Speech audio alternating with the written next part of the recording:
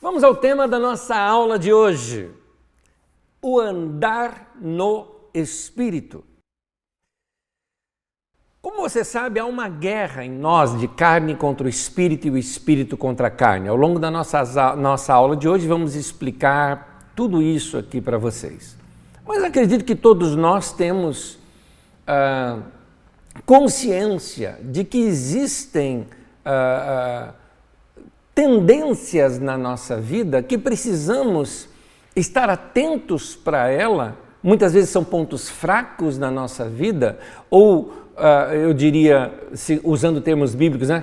Nossa inclinação da carne, ou a inclinação da minha carne, da nossa carne, quando busca muitas vezes alguns tipos de coisas que podem nos dar um certo prazer, mas ao mesmo tempo nos leva para longe de Deus. Um exemplo, quando você decide revidar alguém xingando a este alguém, ou se irando contra esse alguém, ou até provocando um mal para este alguém, aquilo te dá prazer, o prazer da vingança, o prazer de dar de volta aquilo que você recebeu. No entanto, é uma tendência da carne. Isso vai te levar para longe de Deus, vai levar você a perder as benesses do reino de Deus. Você não vai experimentar o reino de Deus andando dessa maneira.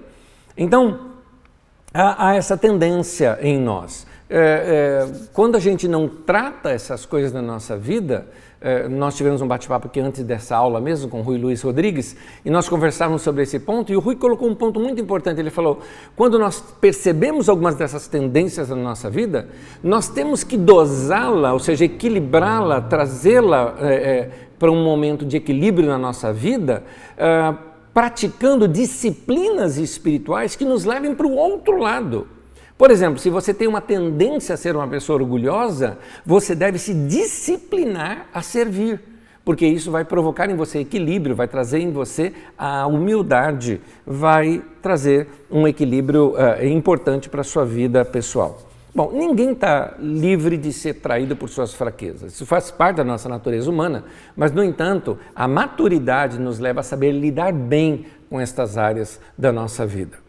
E a infantilidade nossa nos leva a ficarmos totalmente despercebidos e nos enroscarmos com essas tolices da nossa vida. Quero ler um texto com vocês, um texto que não está na sua apostila. Ele aparece mais adiante na sua apostila, mas este específico aqui eu me esqueci de colocar na apostila do aluno, que é a que você tem. Então anote aí, Gálatas capítulo 5, versículos 16 e 17, deixa anotado. E eu quero ler aqui com vocês o texto. O texto diz assim, eu digo, porém, andai no Espírito, e jamais cumprireis a concupiscência ou ao desejo ardente da carne. Por quê? A carne milita contra o Espírito, e o Espírito contra a carne, porque são opostos entre si, para que não façais o que porventura seja do vosso querer. Até aí por enquanto.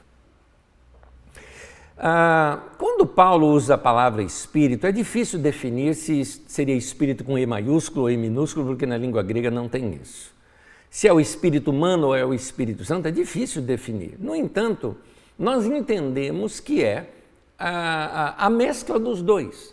Quando o Espírito Santo como que amalgamou-se, né, ao nosso espírito humano, se tornando um. Há uma tendência, porque lembra quando nós já estudamos como o Espírito Santo fala conosco? O Espírito Santo fala no nosso espírito. É ali que a gente entende a voz de Deus, é ali que a gente tem comunhão com Deus. Portanto, esta área na nossa vida que quer ter comunhão com Deus, entra em choque com algo da nossa natureza humana que na sua tendência quer viver longe de Deus. E é interessante porque tanto uma quanto outra dá prazer. Dá prazer orar e adorar a Deus, mas vamos ser bem honestos, dá prazer falar mal de alguém quando você está com raiva da pessoa. Dá prazer. Agora, é por isso que é tentação, porque se não desse prazer não seria tentação. Então nós estamos aqui num conflito. O conflito humano é esse aqui, o grande nosso conflito do pecado, porque pecado é o quê? Errar o alvo. Que alvo? buscar a tendência ou a inclinação do espírito e não da carne. É aí que está a questão do pecado. Para a gente entender isso melhor, eu vou colocar da seguinte maneira. Bom, no nosso dia a dia nós sofremos pressões. E é importante você saber disso. As pressões externas revelam o que está no nosso coração. Enquanto a nossa vida não enfrenta uma situação, você não percebe muitas vezes o que está no seu coração. Mas uma pressão externa tem esse poder de revelar algo que está no seu coração. O caso é que a gente sempre pensa que a pressão externa é algo ruim, não é? É uma grande tentação ou alguma situação de um grande lucro financeiro que seja indecente e você está tentado pelo dinheiro. Sim, isso também é tentação, isso também é uma pressão externa. Mas o que eu quero te mostrar é que até mesmo benesses, bênçãos e coisas boas também servem como parâmetro, também servem como instrumento de uma pressão externa que vai revelar o que está no nosso coração. Lembre-me, muitos anos atrás, um irmão querido que eu ouvi ensinando, chamava-se Stan Abbott, e Stan Abbott, ele usou a seguinte metáfora, ele falou, vamos imaginar que você esteja pregando um prego na parede. E você está ali está pregando e distraído você erra e acerta o seu dedo. E naquela hora você pega e fala um palavrão. Ele disse, note, o martelo criou aquele palavrão dentro de você? Não. Na verdade, aquela força externa apenas revelou algo que já estava dentro de você. O que ele quis mostrar com aquilo é que uma pressão externa tem esse poder de revelar o que está dentro do nosso coração. E um detalhezinho, essa pressão externa, como eu estou dizendo, pode até ser, por exemplo, coisas, vamos dizer assim, entre aspas, positivas, como um próprio crescimento. Por exemplo, tem gente que o cara é um amor de pessoa, mas ganhou mais dinheiro, cresceu na vida, ficou arrogante. Será que foi o fato dele crescer financeiramente que o tornou arrogante ou ele já era arrogante e não tinha oportunidade de expressar aquilo? O texto de Ezequiel, no capítulo 16, no versículo 49, o profeta diz assim, ora, este foi o pecado da sua irmã Sodoma, falando lá de Sodoma e Gomorra. Ela e suas filhas, ou seja, ela e as cidades ligadas a ela, eram arrogantes. Tinham fartura de comida e viviam despreocupadas. O texto da versão de Almeida diz uma próspera tranquilidade, mas não ajudavam os pobres e os necessitados. É interessante, a prosperidade de Sodoma era o seu pecado, revelou o seu pecado. E aliás, o fato deles crescerem, né, e se tornarem uma cidade próspera a tornava arrogante diante das outras pessoas, tratavam mal qualquer viajante que por lá passasse, tratavam mal os povos vizinhos, ao ponto de Deus falar que o clamor dos pobres e o clamor daqueles que eram transeuntes ali chegou até Deus. Então, essa prosperidade revelou esta arrogância de Sodoma que já existia, vamos dizer assim, no seu coração, no coração daquele povoado, daquela cidade. Não criou a arrogância, apenas revelou o que já havia. Em 2 textos das Escrituras Sagradas, Jesus repete uma expressão. Você encontra, por exemplo, em Lucas 6,45, diz assim, o homem bom tira coisas boas do bom tesouro que está em seu coração. E o homem mau tira coisas más do mal que está em seu coração. Por quê? A sua boca fala do que está cheio o coração.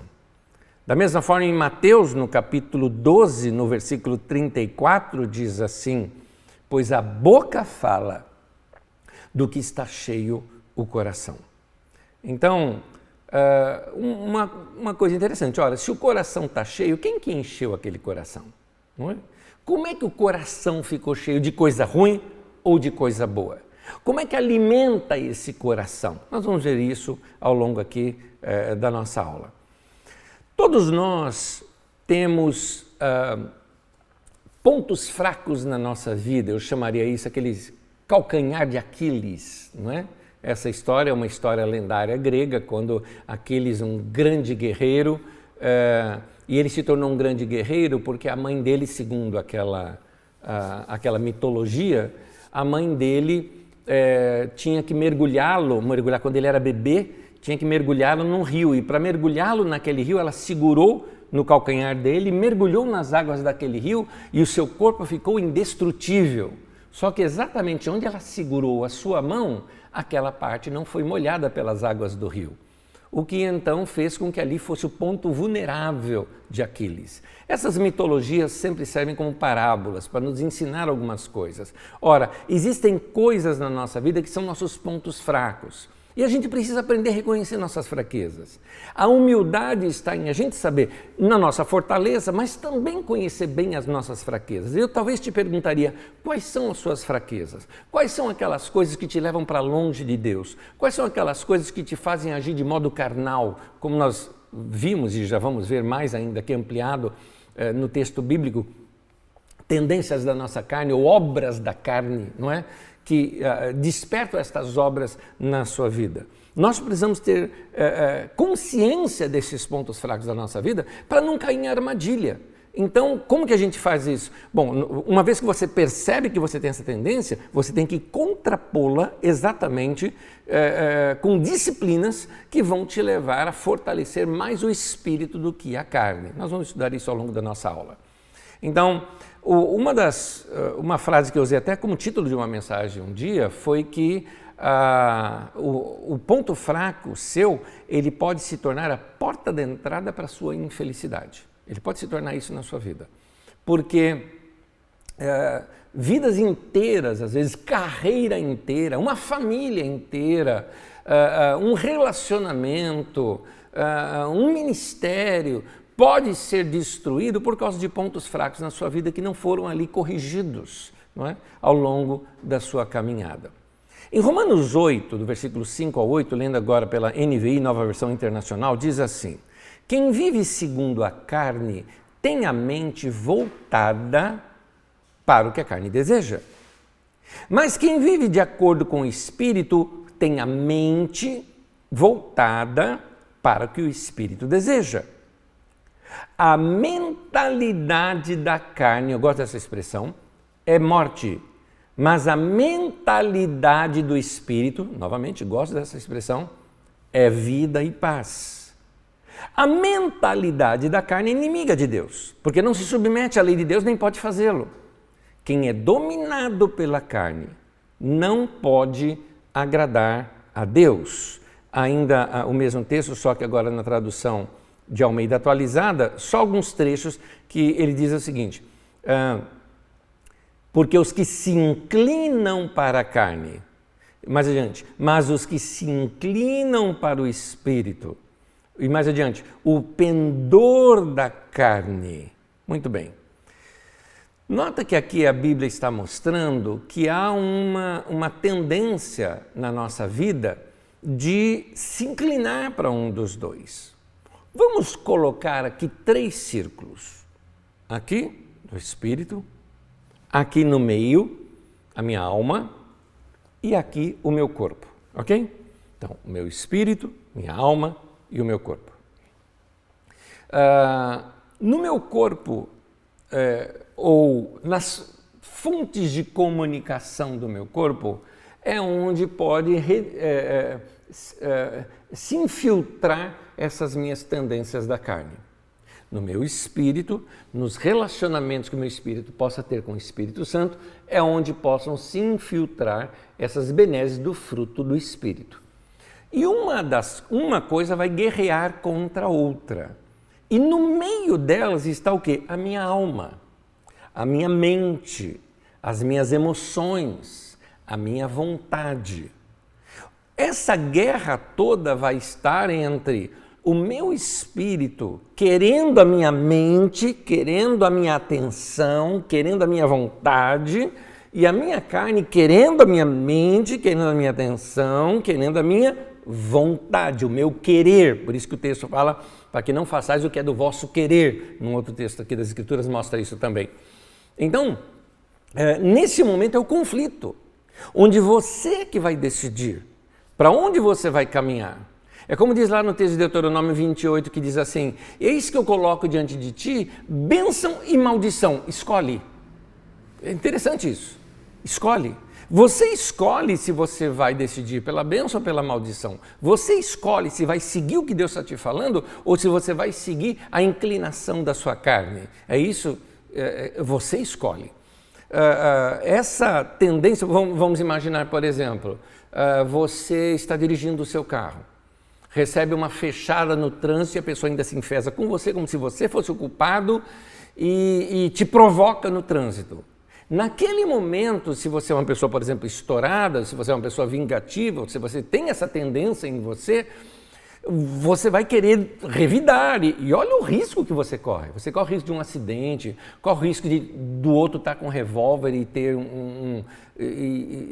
termos situações trágicas. Você corre muitos riscos ali, corre o risco de fechar outra pessoa, ela bater em outro carro e ainda ferir mais pessoas. Olha as consequências disso. E naquele momento também tem aqui o fruto do Espírito, domínio próprio, paz, longanimidade, ou seja, longo ânimo, suporto a deficiência daquela outra pessoa.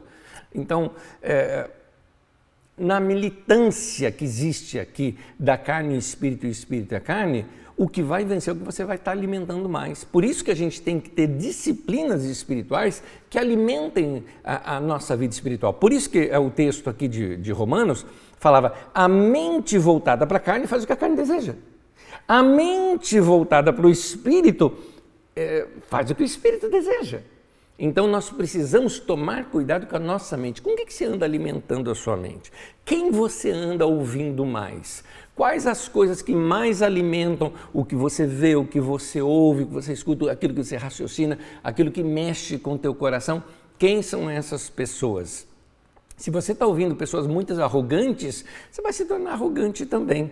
É interessante isso. Um pastor me falava isso, foi um dos meus pastores, ele falava isso, ele falava: quando você ensina, e eu me lembro dele me corrigindo, inclusive, eu era novo, eu era um discípulo dele, né?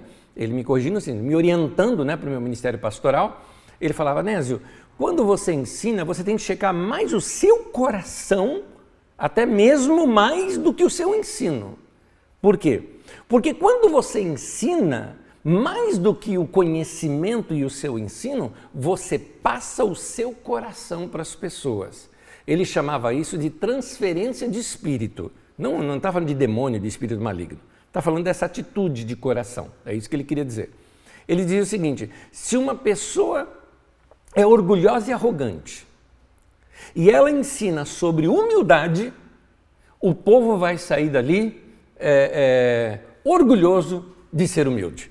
Entendeu? Ou seja, ele passou, na verdade, o espírito dele, passou, na verdade, a atitude dele. Então, nós precisamos checar também o que tem alimentado a nossa mente e o nosso coração. Nós temos as tendências da nossa carne. Quais são as suas? Vamos chamar até assim de os pontos fracos da sua vida. Aquele que começa aqui e depois vira um buraco na tua vida, te leva para longe de Deus. Eu entendo isso. Esses pontos fracos da nossa vida a gente não gosta de confessar em público. No entanto, não estou pedindo isso para você, para uma confissão em público, mas que você tenha consciência de que você não é um super-herói. Não existe super-herói. Você não é Deus, você não é super-herói, você não é super-crente, isso não existe. E se você já percebeu que você tem coisas que são tendências na sua vida, bem-vindo à raça humana, porque todos nós somos assim. Mas precisamos aprender a lidar com essas coisas na nossa vida. Nós não podemos, temos que vencer aquilo de tentar passar para as pessoas uma imagem daquilo que nós não somos. Tentar passar uma impressão de que você é alguma coisa que você não é. E isso, quando um dia se descobre, a casa cai. Então, você precisa saber dessas coisas na sua vida. Então, vigie as suas inclinações. Vigie essas suas tendências, esses pontos fracos da sua vida, porque normalmente são essas minhas tendências que elas estão por detrás de todo tipo de problema que eu arranjo na minha vida. É por isso que o fruto do Espírito, um deles é a paz. Por que a pessoa está em paz? Porque ela bloqueou essas saídas que vão trazer problemas para a sua vida. Teve uma pesquisa, e eu deixei essa pesquisa aí na sua apostila, e essa pesquisa foi feita somente com cristãos, tá? E tinha aqui algumas perguntas que eu relato ela aqui para vocês. As perguntas eram assim: quais são as tentações mais comuns que você tem encarado? A primeira aqui, por ordem mesmo, por ordem de pesquisa, que foi o que as pessoas disseram, que a maior tentação deles era, em primeiro lugar, o orgulho. Era essa a sua maior tentação. O orgulho se dá, por exemplo, quando alguém te corrige de algo que você não aceita. Quando alguém te mostra um erro, o erro nunca é seu, o erro é sempre do outro, nunca o erro é seu. Isso é orgulho, isso é orgulho. O egoísmo, eu diria até o egocentrismo, ou seja, eu sou o centro do universo e todo mundo roda ao meu redor. Tanto isso se acontece quando uma pessoa tem autocomiseração, coitadinho de mim, Steve quer se fazer de coitadinho para todo mundo ter dó da pessoa e ela quer sempre chamar atenção para si, isso também é egoísmo. Como egoísmo também é quando uma pessoa se comporta da seguinte forma, ela usa as outras pessoas a favor dela. Isso também é egoísmo. Então, tem outro pecado, o terceiro na lista era a preguiça. O quarto na lista era a pornografia. O quinto na lista era a inveja. E inveja não é só desejar o que é do outro. Inveja também é não só desejar o que é do outro, mas querer que o outro nunca tenha mais aquilo. Em outras palavras, inveja não é achar que a grama do vizinho é mais verde do que a minha. Inveja é querer não só que a minha grama seja melhor que a do vizinho, mas que a do vizinho morra. Isso que é inveja, né? E a mentira.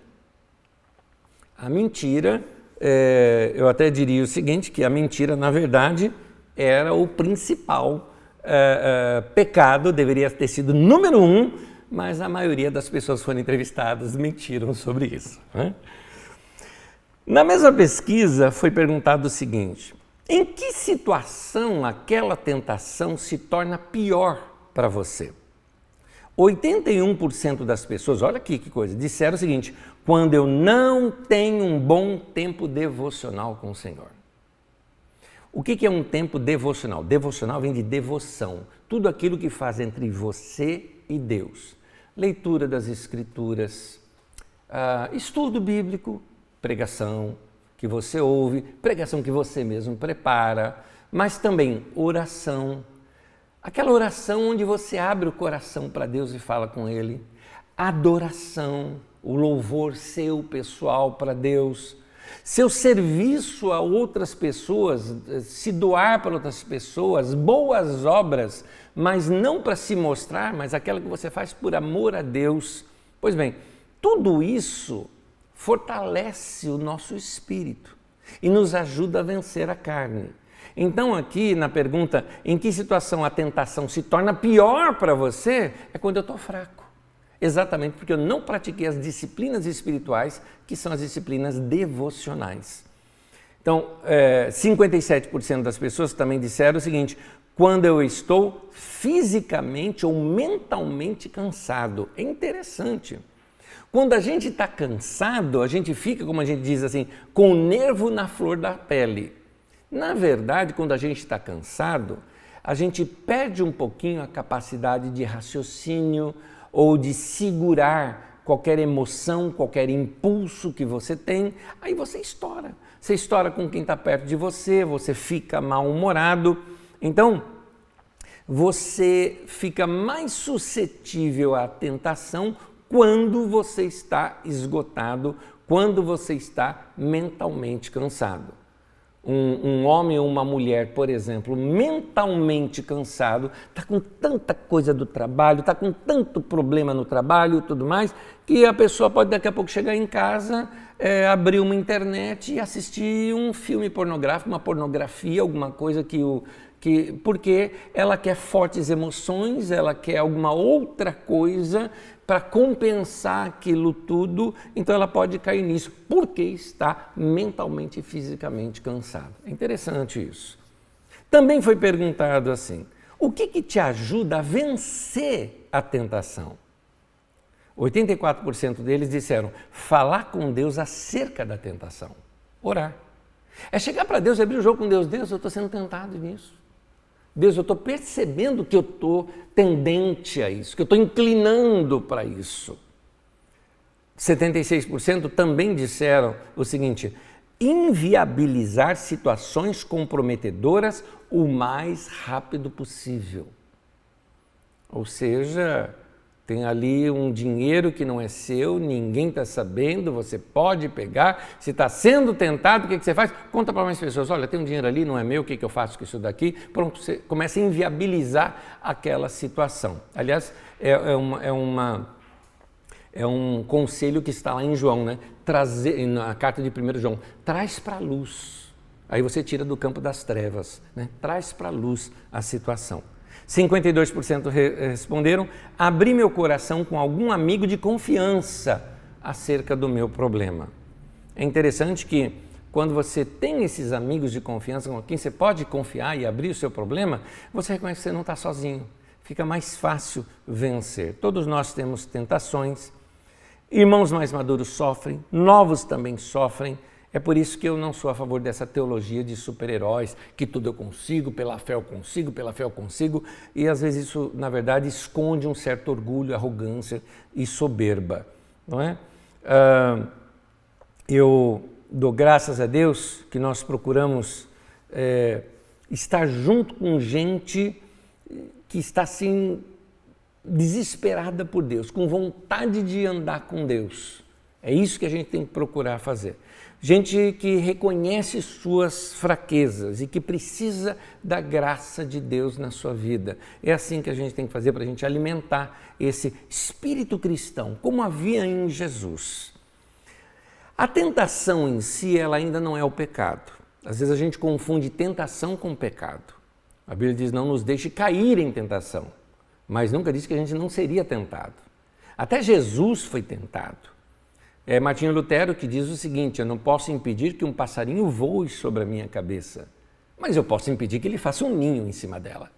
Dessa forma, eu não posso impedir que algum pensamento me passe, que alguma vontade me passe, que daqui a pouco... Por isso que a Bíblia diz, irai-vos e não pequeis. É interessante, Deus fala, mostra que é normal a gente sentir a ira, mas não peque, detenha essa ira, controle isso, espera um pouco mais para responder, por exemplo.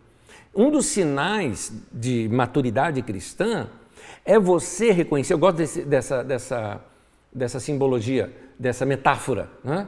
É você reconhecer o anzol por detrás da isca, porque a isca está ali, o peixe está vendo só a isca, mas ele não está reconhecendo o anzol por detrás, e aquele é o fim dele. Então, reconhecer a tentação com mais rapidez é importante. Muitas tentações, elas vêm travestidas, disfarçadas, elas vêm com uma roupagem de algo muito bom para você. Tentação é quando o nosso ponto fraco está sendo provocado. Tem gente, quer ver, por exemplo, até carreira pode acontecer nisso. Embora eu acredite que tem pessoas que têm paixão pelo social, paixão por pessoas, paixão por servir a sua cidade, e por causa disso ele entra para a política, o que nós vemos também é que alguns entram para a política para se tornar famoso, porque o dinheiro é tentador ou porque o poder é tentador. Vamos tirar de política, vamos falar de igreja? Ué, tem tanta gente que quer cargo na igreja, quer aparecer na igreja, quer mostrar alguma coisa na igreja, ou até essas tantas lives que tem hoje em dia e quer aparecer e tudo mais. Por quê? Porque quer se tornar famoso, quer tirar lucro daquilo tudo. É um ponto fraco que tem na vida da pessoa e ela não está percebendo que mesmo no ministério aquilo é uma tentação e aquilo se torna em pecado em sua vida. Agora, é óbvio, quando existe uma tentação e você está resistindo, você não pecou. Enquanto você não casou a sua mente ou sua vontade com aquela tendência, você está na resistência, você não pecou. Então, é importante você saber o seguinte, eu sei que hoje em dia se fala muito pecado só como imoralidades. Bem, as imoralidades são pecados, certeza, isso não estou discutindo. Minha questão é que pecado não é só isso. Pecado, você deve se lembrar que a palavra pecado significa errar o alvo. Que alvo é esse? O plano de Deus para a tua vida. Tudo aquilo que descarrilha você, tudo aquilo que te tira de um propósito de Deus para a tua vida, aquilo é um pecado, é uma tentação, é algo que você deve evitar, que você deve lutar contra, você deve resistir. Gálatas capítulo 5, do versículo 16 ao 25, diz assim: vivam pelo Espírito, e de modo nenhum satisfarão os desejos da carne, pois a carne deseja o que é contrário ao Espírito, e o Espírito o que é contrário à carne. Eles estão em conflito um com o outro, de modo que vocês não fazem o que desejam. Ora, aqui vem as duas definições. As obras da carne são manifestas, ou seja, são essas aqui que aparecem, não é? Ele mostra a imoralidade sexual, a impureza e libertinagem, a idolatria e a feitiçaria, o ódio, a discórdia, os ciúmes, a ira, o egoísmo. A palavra ciúme ali é a mesma para inveja, tá? A ira, o egoísmo, as dissensões, as facções e inveja, embriaguez, orgias e coisas semelhantes. Mas o fruto do Espírito é amor, alegria, paz, paciência, amabilidade, bondade, fidelidade, mansidão e domínio próprio. Os que pertencem a Jesus Cristo crucificaram a carne com suas paixões e os seus desejos. Se vivemos pelo Espírito, andemos também pelo Espírito. Hoje em dia não se usa muito mais, não é muito comum a gente usar a expressão crucificar a carne, mas é um termo bíblico. Levar-nos para a cruz. Aquilo que Jesus falou, quer me seguir? Tome a cada dia a sua cruz. O que é tomar a cruz? Morra para isso, morra para você, morra para esse desejo. Mas eu quero esganar aquele cara, mas morra para isso, cara, não faça. Você não vai fazer isso, só vai estragar a tua vida. Anda em paz, perdoa, libera, desvia o caminho, faz alguma outra coisa. Então você tem que não seguir essas tendências. Eu vou ler agora esse mesmo texto numa paráfrase que é a Bíblia Mensagem, porque agora vai se tornar um pouco mais explicativo cada um desses itens que nós lemos aqui. Gálatas capítulo 5, novamente, do versículo 16 ao 25, agora pela Bíblia a Mensagem, diz assim: todos conhecem o tipo de vida de uma pessoa que quer fazer o que bem entende. Sexo barato, mas sem nenhum amor. Vida emocional e mental detonada. Busca frenética por felicidade sem satisfação. Deuses que não passam de peças decorativas. Religião de espetáculo, que é a feitiçaria. A solidão paranoica. Competição selvagem. Consumismo insaciável. Temperamento descontrolado. Incapacidade de amar e de ser amado, lares e vidas divididos, coração egoísta e insatisfação constante, costume de desprezar o próximo, vendo todos como rivais, vícios incontroláveis. E se eu fosse continuar, a lista seria enorme, disse Paulo. Essa não é a primeira vez que venho advertir vocês. Se usarem a liberdade desse modo, não herdarão o reino de Deus. Sobre herdar o reino de Deus, já explicamos isso em aulas passadas, não está se referindo ao céu, mas de experimentar as coisas do reino de Deus já aqui na terra. Tá? Então, o reino de Deus é paz, justiça, paz, alegria no Espírito Santo, é isso.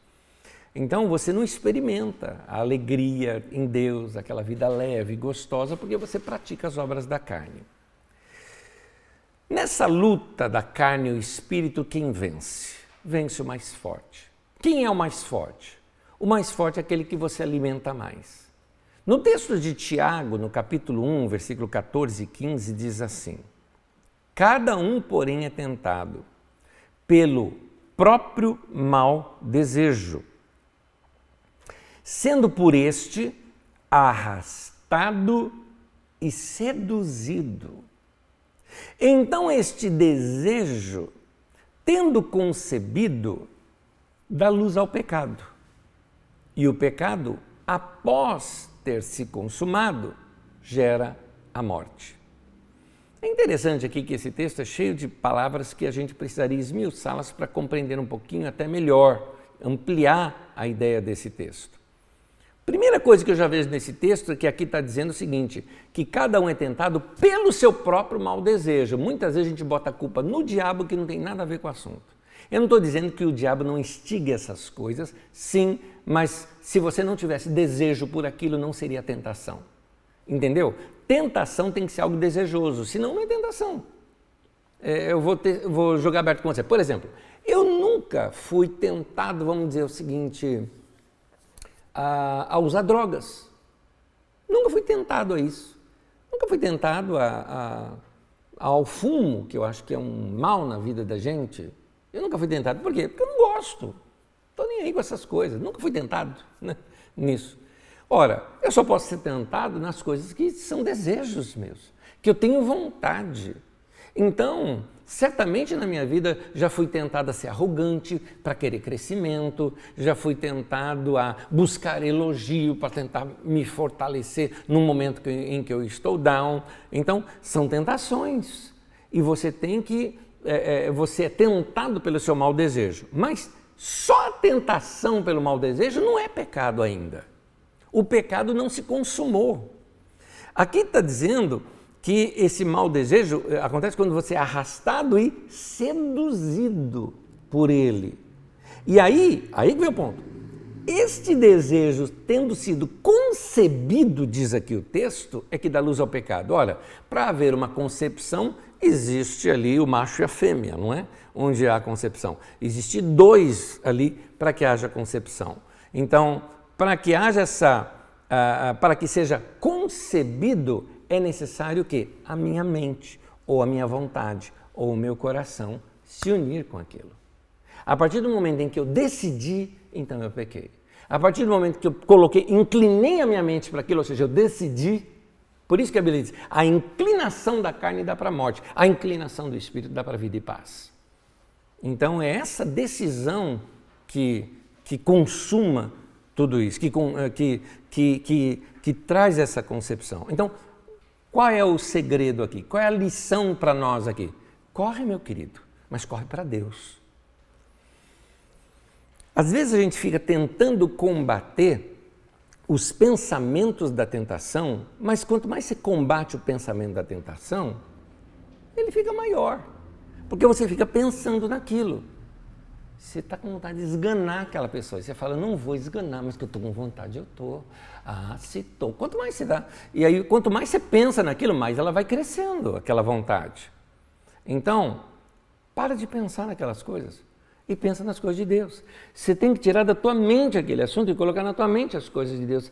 Vai edificar o teu espírito, meu querido. Falamos sobre isso na aula passada, inclusive, sobre a edificação do espírito. Tudo bem que nós falamos muito sobre falar em línguas, mas ali eu citei também o louvor, a adoração. Igual a Bíblia diz, enchei-vos do Espírito, falando entre vós com salmos, hinos, cânticos espirituais, cantando e salmodiando no vosso coração, dando sempre graças a Deus Pai por tudo. Enfim, começa a se encher de disciplinas espirituais, praticar disciplinas espirituais que enchem o teu coração, te fortaleça. Então, não basta dizer não para a tentação, é preciso dizer sim para Deus. Não basta falar, não, eu tenho que resistir. Eu tenho que resistir. Você não vai conseguir, você tem que se encher de Deus. Porque na guerra da carne contra o Espírito vence, de novo eu vou repetir, vence o mais forte. Quem é o mais forte? O que você alimenta mais. É esse que vai vencer. 2 Timóteo 2,22 nos ensina isso, só que eu vou ler agora na Bíblia na linguagem de hoje. Diz assim, fuja das paixões da mocidade e procure viver uma vida correta, com fé, amor e paz, junto com os que de um coração puro pedem a ajuda do Senhor. É interessante na Bíblia o seguinte, olha só, o Golias na tua vida, a Bíblia ensina você a enfrentar, mas a paixão da mocidade, ela te ensina a fugir. E não é covardia, mas está dizendo foge, foge. Aliás, como que é o texto de Provérbios? Tem um texto em Provérbios, se não me engano é Provérbios 6, que fala sobre o homem que ele sabe que ali tem a casa da prostituta, ou seja, aquela que vai o seduzir, que ele nem passa por ali, ele se desvia daquele caminho, ele foge daquele caminho. Então, se você sabe que tem uma tentação para você num lugar, por que você vai? Por exemplo, vamos lá, você é uma pessoa que tem o pecado da embriaguez, porque embriaguez é pecado, embriaguez é pecado. O álcool não é pecado, o cerveja ou o vinho não é pecado, o pecado não está no vinho e na cerveja, o pecado está na embriaguez. Porque a embriaguez te tira o bom senso e você atrapalha inclusive a vida de outras pessoas. Você tem embriaguez ou você tem o problema da embriaguez. Por que você vai sentar numa mesa onde todo mundo está bebendo e vai ali, eu vou beber com os amigos, mas não vou beber? Por que você vai se tentar a ser tentado? Entendeu? É isso que a pessoa precisa saber, o que é fugir da tentação. Então, o que a Bíblia diz? Foge. Mas fugir para onde? Foge para Deus. Ele fala, procura viver uma vida correta, com fé, amor, paz, procura essas coisas. E é interessante também, foge com gente que te ajuda a fugir.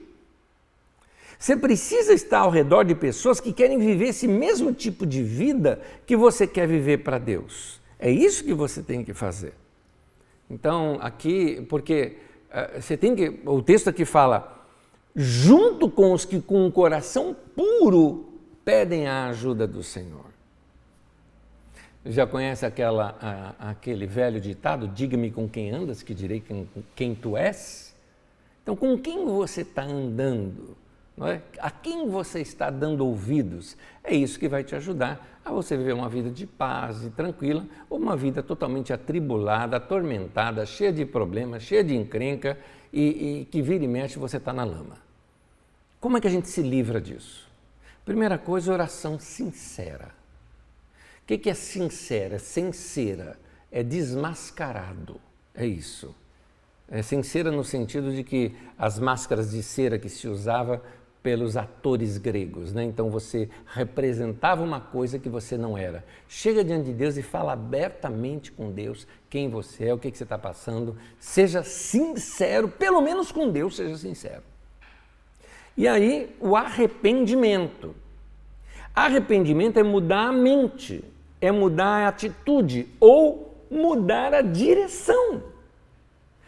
Você estava indo nessa direção, tendência ao pecado, praticando coisa que está te levando para longe de Deus, muda de direção. Eu vou para cá, eu vou fazer a vontade de Deus, eu quero cumprir essas coisas de Deus na minha vida. Fuja das áreas de perigo. Aonde você é mais tentado? O que você faz que te leva à tentação? O que está provocando em você aquela parte sua que ainda não se parece com Jesus? Delas que você tem que fugir. E ande com gente que te acrescenta coisas boas. Eu quero ler diversos textos aqui agora, que são textos complementares, quase sem comentário. Eu já estou quase que no final da nossa aula aqui. E venha comigo em todos esses textos, um após o outro. 1 Coríntios 15, versículo 33, diz assim o texto: não se deixe enganar, As más companhias corrompem os bons costumes. Fica de olho aí no texto que eu vou te mostrar uma coisa. As más companhias, o quê? Corrompem. Grava isso. Uma companhia errada vai te corromper. Com quem você anda andando? Desculpa que é redundância. Com quem você está andando? Quem você está dando ouvido? Será que áreas da sua vida que você está enroscado não é consequência das pessoas com quem você anda? Más companhias te levam para isso. Efésios 4:27, em duas traduções diferentes eu quero ler. A primeira, na Nova Versão Internacional. Não deem lugar ao diabo. Note uma coisa, o texto não está dizendo que o diabo invadiu tua vida. Foi você que deu lugar para ele. E Efésios 4:27, na Bíblia na língua de hoje, diz assim: não deem ao diabo oportunidade para tentar vocês. Está aí. Então tem gente que está dando ao diabo oportunidade para tentar. Em outras palavras, você está tentando o diabo a te tentar e o diabo não resiste à tentação de te tentar, porque você está abusado. Provérbios 4, do versículo 14 ao 19. Olha como esse texto vai dizendo claramente isso. Ele diz assim: não vá aonde vão os maus. Não siga o exemplo deles. Não faça o que eles fazem. Afaste do mal. Desvie dele e passe de lado. Os maus não podem dormir sem ter feito alguma coisa má. Eles ficam acordados até conseguirem prejudicar alguém. Nesse sentido, eu queria dizer aqui para vocês o seguinte: o que o texto está mostrando é que tem gente que fica maquinando mal na cabeça e fica aí te enchendo os seus ouvidos até que você também começa a querer o mal também de outra pessoa. E aí continua o texto. Por quê? Para eles a maldade e a violência são comida e bebida. Ou seja, eles se alimentam a alma deles com isso. E aí a Bíblia contrasta: a estrada em que caminham as pessoas direitas é como a luz da aurora, ou a luz da manhã, né? Que brilha cada vez mais até ser dia claro. Mas a estrada dos maus é escura como a noite. Eles caem e não podem ver no que foi que tropeçaram. Preste atenção como a Bíblia dá conselhos para a gente, que muitas vezes parece conselho de pai, de mãe, de vô, de vó. Sabe aquele vô, vó, pai, mãe que fala: meu filho, não anda com má companhia, não é? Pois é, muitas vezes a Bíblia Sagrada dá conselhos assim para nós. Tanto que alguns textos, é interessante, do texto de Provérbios, como assim: filho meu, né? Filhinho querido, ouve o que eu estou te falando. Abre o teu coração para o meu ensinamento. Provérbios capítulo 2 fala isso para a gente. Provérbios capítulo 1 também fala isso para a gente. Então, segue esse conselho. Veja bem com quem você está andando. Com quem está andando, entenda bem, esse andando é dando ouvidos. Porque às vezes você fala: não, eu não estou andando nunca, nós nem estamos saindo junto nesse tempo de conversa. Tá, mas vocês conversam o tempo todo por telefone, ou textos, ou mensagens, e você está recebendo aquela maldade ali no teu coração o tempo todo. Em outras palavras, quer um conselho bem claro? Fica longe de fofoqueiro. Fica longe de gente que fala mal do outro. Fica longe. Evita. A pessoa está insistindo, desvia o assunto. Foge. Diz o texto aqui: não faça o que eles façam, afaste do mal, não siga o exemplo deles. Gente que fica te futucando, que a vida não é assim tão inocente, que tem jeito de você ganhar mais. Nem todo mundo faz coisas lícitas.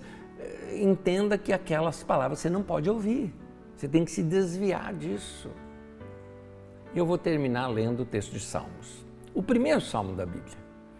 Salmo 1, versículo 1 ao 3 diz: como é feliz aquele que não segue o conselho dos ímpios, que não imita a conduta dos pecadores, nem se assenta na roda dos zombadores.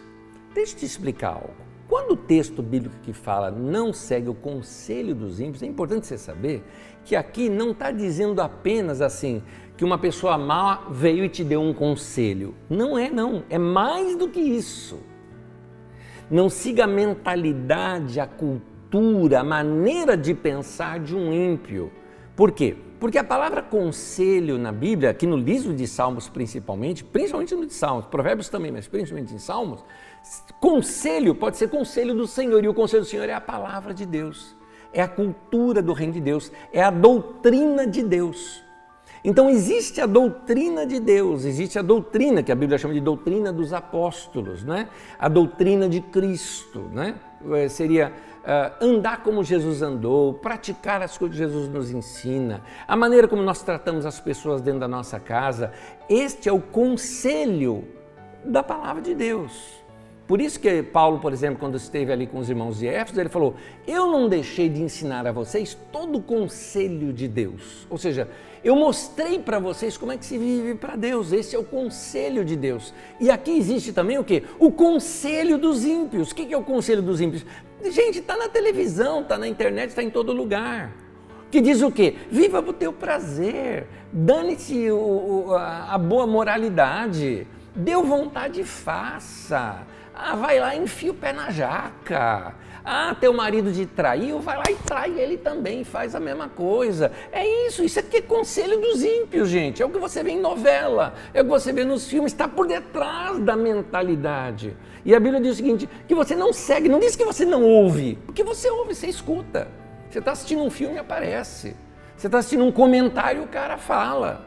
Você ouviu, mas você não deu ouvidos. Você não seguiu o conselho, não imitou a conduta, não se sentou na roda. Sentar na roda é o seguinte: é isso aí, tô com vocês. Não estamos juntos não, mano. Não estamos juntos nisso. É isso que o texto está dizendo. Agora, seguindo o livro de Salmos, ele mostra o outro lado. Ao contrário, diz o texto, vamos lá. Ao contrário, sua satisfação está na lei do Senhor, na palavra de Deus. E nessa lei ele medita dia e noite, ou seja, ele enche a sua mente com os conselhos de Deus, com a palavra de Deus. E aí tem um resultado isso, olha o resultado na vida da pessoa. Ele é como árvore plantada à beira de águas correntes. Dá fruto no tempo certo e suas folhas não murcham. Tudo que ele faz prospera. Eu vou te dizer aqui agora uma coisa, meu irmão. Eu acho fantástico esse final do texto, que diz assim, tudo que ele faz prospera. Não é um passo assim, não, eu tenho fé e tudo que eu fizer vai prosperar, porque está escrito na palavra de Deus. Não. Se você enche a sua mente com a palavra de Deus, e se você pratica a palavra de Deus, meu irmão, tudo que você faz prospera. Porque você segue o quê? O conselho da palavra de Deus. O conselho da palavra de Deus fala para você ser prudente quando você vai gastar, que você deve organizar a sua vida financeira. Qual que é o conselho dos ímpios? Deu vontade de gastar, gasta, vai lá, enfia, faz lá em 50 prestações e torra, usa o cartão de crédito e estoura a tua conta. Ninguém está nem aí para o teu nome. É o conselho dos ímpios e o conselho de Deus. Agora, quem pratica o conselho de Deus, ele tem o quê? Ele tem paz, ele está em paz. A vida dele está equilibrada. A vida dele dá fruto, ou seja, outras pessoas se alimentam da vida dele. E tem mais, tudo que o indivíduo faz, prospera. Por quê? Porque está fazendo certinho. Faz certinho, meu irmão. Honra o teu pai e tua mãe, faz certinho. Não minta, faz certinho. Não cobice, faz certinho. Não invente mentiras acerca de alguém, faz certinho. Não fale mal dos outros, faz certinho. Não seja desorganizado na sua vida financeira, faz certinho. Não se envolva com a pornografia, faz certinho. Não se envolva com coisas que vão te levar para longe dos princípios do reino de Deus, faz certinho. Aí você vai ver que a tua vida vai ser uma vida certinha. Porque Deus planejou isso, é o melhor para nós, tá bom? Então eu termino te lembrando aquele texto. Deus diz assim lá em Deuteronômio 28, coloco diante de você bênção e maldição, escolhe o que você quer na tua vida, quer vida e paz ou quer morte e maldição? O que você decide? Você decide, siga a palavra de Deus, tenho certeza que isso vai trazer bons frutos na sua vida.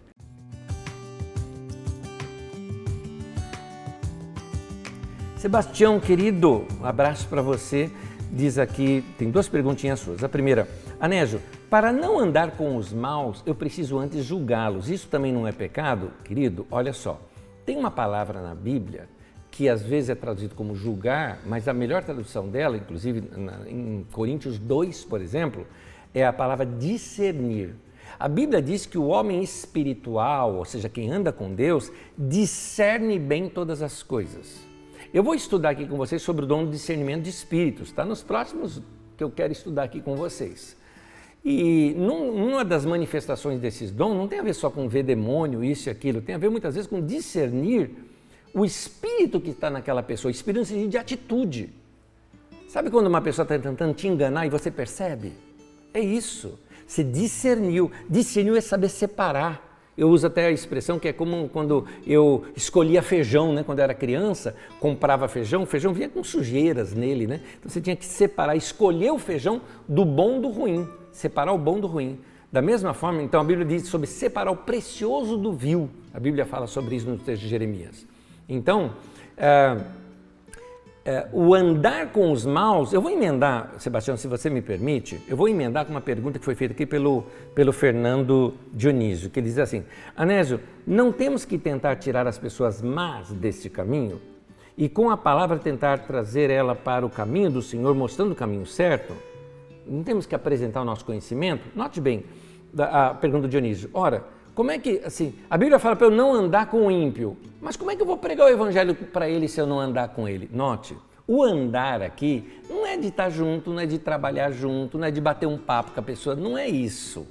Aqui tem a ver com o que disse o Salmo 1, que não anda no conselho dos ímpios, ou seja, o mundo é o seguinte, quando você está com uma pessoa, ou você influencia ou você é influenciado. A minha questão é, quando você está andando com essas pessoas que você está andando, você está sendo bênção para elas ou elas estão sendo maldição para você? Essa que é a questão. Esse que é o discernimento que a gente tem que pegar aqui agora. Eu, por exemplo, eu converso com pessoas que estão no pecado e estão com problemas e tudo mais, mas eu não me deixo ser influenciado. Ao contrário, eu estou ali para influenciá-las, para trazê-las para a luz, para falar do Evangelho, para mostrar a libertação em Cristo. É isso que eu estou. Então, é essa situação, é esse discernimento que a gente precisa ter com relação a essas pessoas. Uma outra pergunta que veio aqui é o seguinte, quem deseja a mulher do próximo já pecou. Como é assim? Então, pecamos em pensamento? Complicado evitar, né? Veja bem, a Bíblia fala sobre a cobiça. A cobiça é você desejar no sentido de você querer tirá-la daquela pessoa e ela se tornar sua, nesse sentido. Agora, tem um detalhezinho só aqui que às vezes a gente confunde. Nós podemos sim passar situações, lembra quando eu falei, pode um passarinho passar por sobre a sua cabeça, mas você pode evitar dela fazer um ninho nela.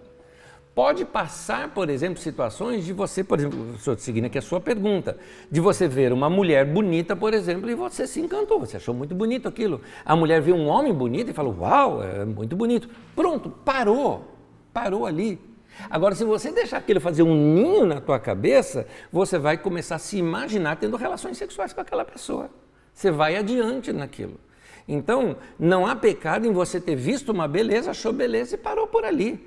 É esse sentido que eu estou falando. Você não deu sequência àquilo. Você não fez um planejamento agora de possuir e ter aquela pessoa. É nesse sentido. Vamos lá. E uma outra pergunta aqui que eu não entendi muito bem, mas se eu entendi, eu vou tentar te responder. O que eu entendi, eu vou tentar te responder. Fábio, você perguntou, então Jesus traz um entendimento mais pesado que a lei? Eu não entendi qual que é esse que você está querendo dizer, mas se você se refere, Fábio, ao fato de que Jesus, exatamente nesse pensamento, que Jesus disse que somente você imaginou no seu pensamento você já pecou, o que Jesus está querendo ensinar ali é o seguinte, que muitas vezes nós achamos que os pecados nossos são somente aqueles pecados de comissão e não os pecados de omissão. comissão que você comete. Porque existe também pecado que você se omite. Porque a Bíblia diz o seguinte, quem sabe fazer o bem e não o faz, comete pecado. Você sabe o que tem que fazer, sabe o bem que precisa fazer, mas você não faz, comete pecado.